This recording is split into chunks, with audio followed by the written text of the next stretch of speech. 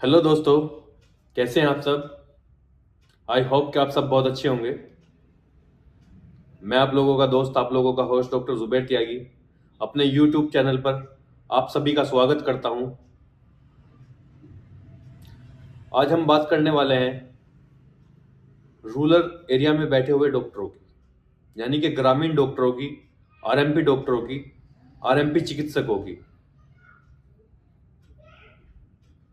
जो ये आरएमपी चिकित्सक होते हैं, जो रूरल एरिया में बैठे हैं, जो ग्रामीण क्षेत्र में बैठे हैं, क्या आप जानते हैं कि जो शहरों में बड़े बड़े हॉस्पिटल हैं या जहां पर अच्छी चिकित्सा दी जा रही है, जहां पर अच्छा ट्रीटमेंट किया जा रहा है, ये लोग उन बड़े हॉस्पिटल्स को चलाने में और मरीज को सही जानकारी मुहैया कराने में ये लोग रीढ़ की हड्डी हैं। जी हाँ, आपने सही सुना। ये जो लोग हैं, ये बड़े बड़े अस्पतालों की रीढ़ की हड्डी है।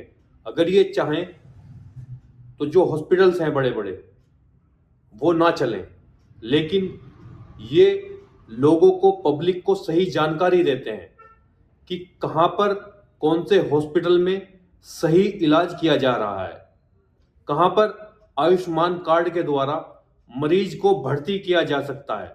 जी हाँ, यह जानकारी आम पब्लिक को, जो शहरों में हॉस्पिटल हैं, शहरों में हॉस्पिटल जो हैं वो आकर गांव देहात में नहीं देते कि आखिर कहां पर आयुष्मान कार्ड के द्वारा सही इलाज किया जा रहा है।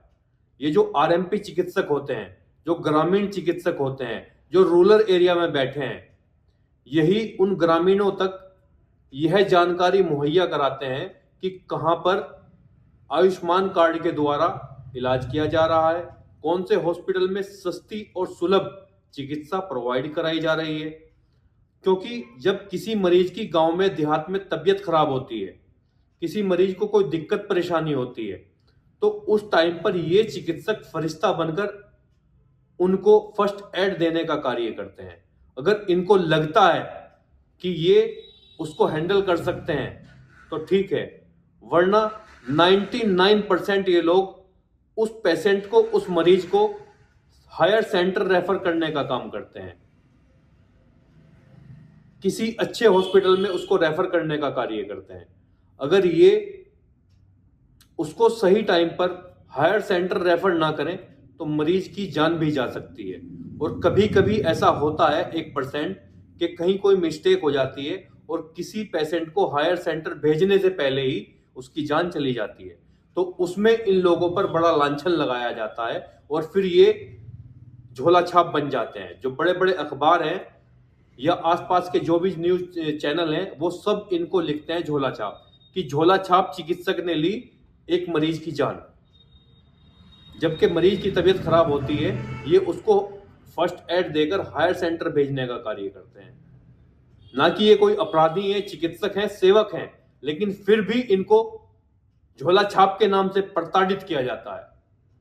हम इस शब्द की घोर निंदा करते हैं और सरकार से, और जितने भी न्यूज चैनल वाले हमारे भाई हैं, जितने भी पत्रकार बंधु हैं, देश का चौथा स्तंभ कहे जाने वाले मीडिया प्रभारी हैं, उन सब से रिक्वेस्ट है कि इनको झोला छाप लिखना बंद कीजिए और इनको एक छोटा सा और सुंदर सा और अच्छा सा नाम दीजिए, चिकित्सा मित्र, क्योंकि ये रियल में ही चिकित्सा मित्र हैं। ये लोगों तक जो सरकार की योजनाएं होती हैं, जो सरकारी योजना सीएमओ विभाग के द्वारा आती हैं, सीएससी पीएससी, वो लोग फिर गांव देहात में आकर जो आरएमपी चिकित्सक हैं उनकी सहायता लेकर गांव देहात में इसको फैलाते हैं। और ये लोग कंधे से कंधा मिलाकर सरकार के हर कार्य को करने के लिए तैयार हैं, हर कार्य को करने के लिए अग्री रहते हैं। जैसे मैंने बताया, कोई भी यदि शहर में जो हॉस्पिटल हैं उनमें आयुष्मान सुविधा है या नहीं है, गांव के जो लोग हैं, जो गांव के मरीज हैं, उन तक ये सुविधा पहुंचाने का कार्य ये आरएमपी चिकित्सक करते हैं। ये उनको बताते हैं कि वहां पर आयुष्मान की सुविधा उपलब्ध है या नहीं है। सरकार के साथ कंधे से कंधा मिलाकर ये लोग चल रहे हैं, सरकार के साथ कंधे से कंधा मिलाकर ये लोग हैं, तो सरकार को भी इन लोगों के बारे में सोचना चाहिए, ना कि इनको झोला छाप जैसे शब्दों से प्रताड़ित करना चाहिए। मैं तो ये कहता हूं कि सरकार को इन्हें सरकारी कामों में लगाना चाहिए। जैसे आशाओं को आप, बहुओं को, दाइयों को आप प्रशिक्षण देते हैं और उसके बाद सरकारी योजनाओं में उनसे आप कार्य करा रहे हैं, इसी तरह से 6 महीने का कोई ब्रिज कोर्स करा करके या साल भर का कोई ब्रिज कोर्स करा करके आप इनको भी सरकारी सेवाओं में लगाएं। माननीय स्वास्थ्य मंत्री ब्रजेश पाठक जी से मैं निवेदन करूंगा कि सर, इन चिकित्सकों के बारे में आप थोड़ा सा सोचिए। ये क्विक नहीं है, कोई भी चिकित्सक ऐसा नहीं है जिसके पास पैरामेडिकल में कोई डिग्री या डिप्लोमा ना हो। सभी पैरामेडिकल में दक्ष हैं, सभी के पास कोई ना कोई डिप्लोमा अवश्य है। ये उनसे बेटर हैं जो आशाएं हैं, बहुएं हैं, दाई हैं, एनएम है, जीएनएम है, उनसे बेटर है। उनके पास कोई डिप्लोमा नहीं है, इनके पास डिप्लोमा है। तो सर, आप इनको जो है कोई भी इस तरह का ब्रिज कोर्स कराइए सरकारी, ताकि आप इनको जरूरत पड़ने पर सरकारी कार्यों में आप इनको लगा सकें।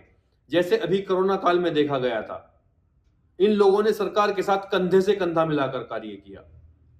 इन्होंने अपनी जान जोखिम में डालकर सरकार के साथ कंधे से कंधा मिलाकर कार्य किया, अपनी जान की परवाह नहीं की, अपने बीवी बच्चों की परवाह नहीं की। इन्होंने लोगों की निरंतर सेवाएं की। जो एमबीबीएस डॉक्टर थे वो गायब हो गए थे, लेकिन इन लोगों ने निरंतर सेवाएं की हैं। तो सरकार को इन चिकित्सकों के बारे में सोचना चाहिए। और ये चिकित्सक लगभग उत्तर प्रदेश की अगर हम बात करें तो उत्तर प्रदेश में लगभग 25 लाख ऐसे चिकित्सक हैं जिनका स्वास्थ्य विभाग से रजिस्ट्रेशन नहीं है। तो इनके बारे में जरा थोड़ा सा सोचिए। ये अपराधी नहीं है, ये हर कार्य में सरकार के कंधे से कंधा मिलाकर चलने के लिए तैयार है और चलते आ भी रहे हैं। बड़े बड़े हॉस्पिटल में मरीज को एडमिट किया जाता है, वहां पर उन्हें 10-10 इंजेक्शन दे दिए जाते हैं, एनएस दे दी जाती है, एनएस के 100 ml की बोतल कि जाइए अपने आसपास जो क्लिनिक है उन डॉक्टरों से लगवा लीजिए। तब वो झोला छाप नहीं बताते इनको कि आपके आसपास जो झोला छाप है उनसे आप ये इंजेक्शन और ये एनएस की बोतल लगवा लीजिए। तब वो झोला छाप नहीं बताते, तब वो डॉक्टर बताते हैं। जब ये डॉक्टर नहीं है, झोला छाप है, तो फिर इनको डॉक्टर बोलकर इंजेक्शन क्यों दिए जाते हैं मरीजों को कि अपने आसपास वाले डॉक्टरों से लगा लीजिए। तो सर, मैं यही कहना चाहता हूं कि ये जो है, ये लोग सेवक हैं, सरकार के सेवक हैं, जनता के सेवक हैं।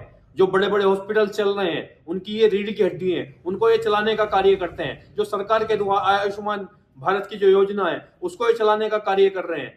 लोगों तक आयुष्मान भारत का लाभ ये पहुंचा रहे हैं, लोगों को ये बता रहे हैं कि कहां पर आयुष्मान भारत से आप लाभ ले सकते हैं और कहां पर नहीं ले सकते। ये लोगों को सही रास्ता दिखाने का कार्य करते हैं। रियल में ये लोगों के सेवक हैं, ना कि ये अपराधी हैं। तो इनके बारे में थोड़ा सा सोचिए। अगर ये चिकित्सक ना होते तो जो बड़े बड़े हॉस्पिटल शहरों में हैं वो चल ना पाते, क्योंकि ये उनकी रीढ़ बने हुए हैं। ये वहां पर पेशेंट को हायर सेंटर भेजते हैं, बताते हैं आप फला हॉस्पिटल जाइए, वहां पर आपको जो है टीपीए मिलेगा, वहां पर आपको जो है आयुष्मान मिलेगा, वहां पर आपको ये सुविधा मिलेगी, ये सुविधा मिलेगी। सारी चीजें बताते हैं, अपने पेशेंट को भेजते हैं। जो भी पत्रकार बंधु इस वीडियो को देख रहे हैं, मेरी उनसे रिक्वेस्ट है, जितने भी चिकित्सक हैं इस वीडियो को ज्यादा से ज्यादा वायरल करें, वीडियो को ज्यादा से ज्यादा फैलाएं, ताकि ये वीडियो माननीय स्वास्थ्य मंत्री ब्रजेश पाठक तक पहुंच जाए और आप लोगों के बारे में वो कुछ सोचें। तब तक आप अपना ख्याल रखिए, अपनी फैमिली का ख्याल रखिए, ऐसे ही हंसते रहिए, मुस्कुराते रहिए। मैं आप लोगों की आवाज ऐसे ही उठाता रहूंगा। जय हिंद, जय भारत।